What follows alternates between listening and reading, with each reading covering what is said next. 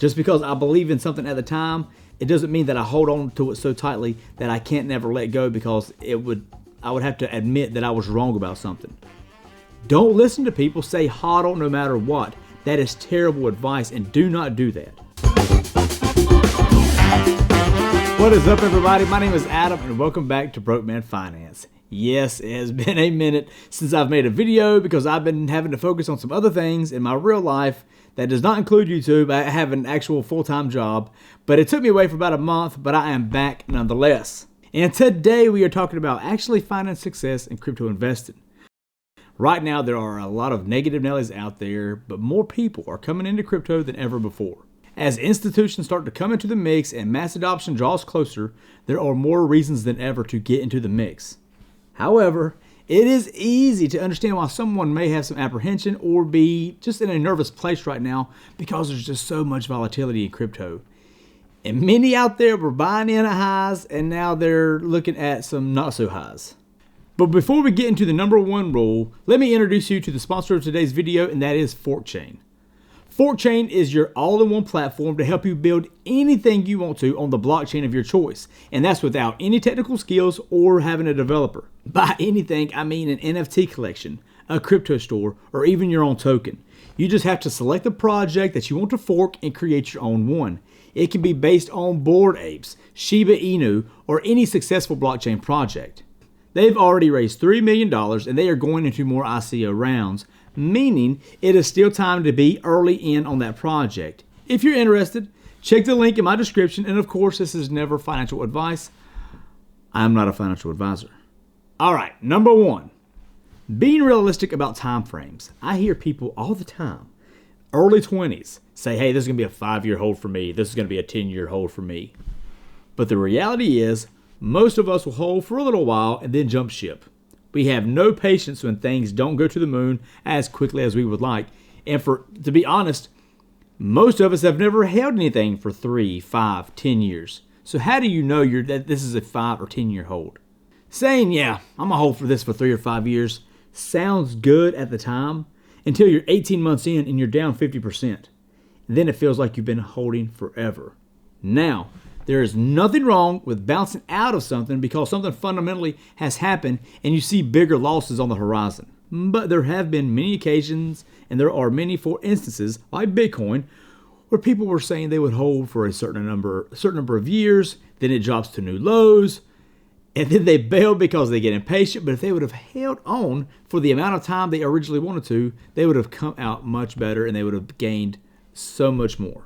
So, set realistic time frames and do not touch it.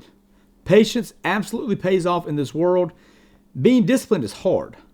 A lot of projects have big plans, but it takes time to reach that potential.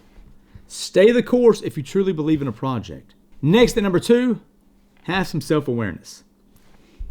If you ain't got patience for then you need to know when to take profits. You know who you are. Hey, it's okay. I get it. But being a successful investor means having some self-awareness and playing to your strengths as well as your weaknesses. For a lot of people, there's a balance. For me, I'm very patient when it comes to Bitcoin and Ethereum. I could have made some money by swiping profits here and there when I had the chance. But those are two I just keep adding to weekly because I see those still being around in 10 years, unlike a lot of others. For everyone else, the volatility is so crazy, I'm taking profits on certain projects and will happily buy right back in. Now, I don't feel bad about selling out because I try not to become emotionally attached to a coin. Just because I believe in something at the time, it doesn't mean that I hold on to it so tightly that I can't never let go because I would have to admit that I was wrong about something. Don't listen to people say hodl no matter what. That is terrible advice, and do not do that. But whatever strategy you decide to take, stick to it. Don't jump from strategy to strategy, because it just ends up, your portfolio will end up a mess. Now, you're going to fail at times, and that's okay. We all do. That's how we learn. Just don't let it scare you away. Third, speaking of strategies, have one. There are lots of investing strategies out there, and I'm sure you can find many YouTube videos on it. For instance, I'm personally a fan of dollar cost averaging in, and yes, a lot of other people will tell you the same thing. Nope, I don't have some sexy strategy that's going to get you rich quick. Sorry, I just don't. And if someone tells you they do, it's usually followed with, buy my course and I'll tell you. But if they do, it's bullshit, okay?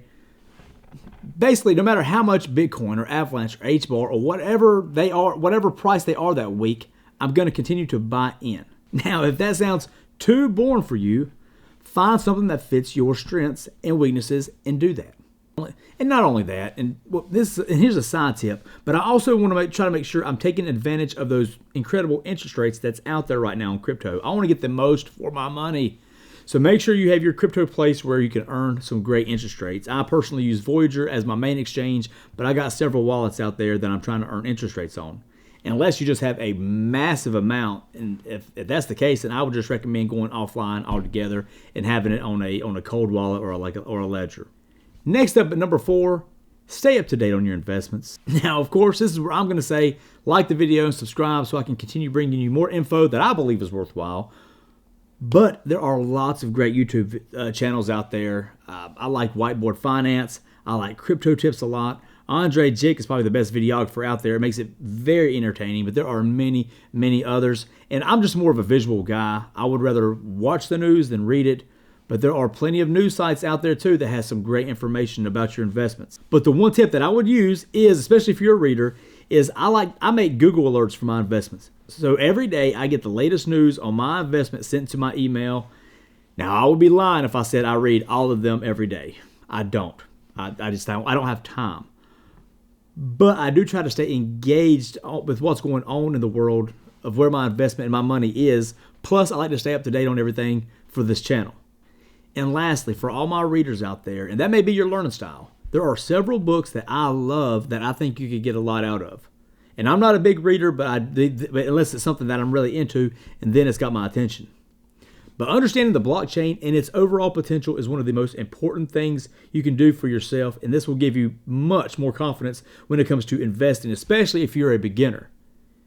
It makes everything make a little more sense, and you will have less apprehension when it comes to turning your money into that digital currency.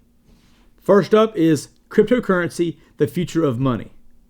This gives you a great breakdown for beginners. You should definitely check this book out. Next on this book list, because I'm not going to give you a full review on all of them, is The Truth Machine.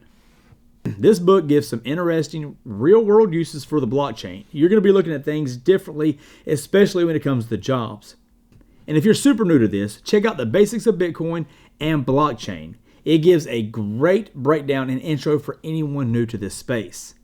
But that's my list. I hope that helps someone out there. But as always, I hope you stay safe. I hope you take care, and we will see you soon.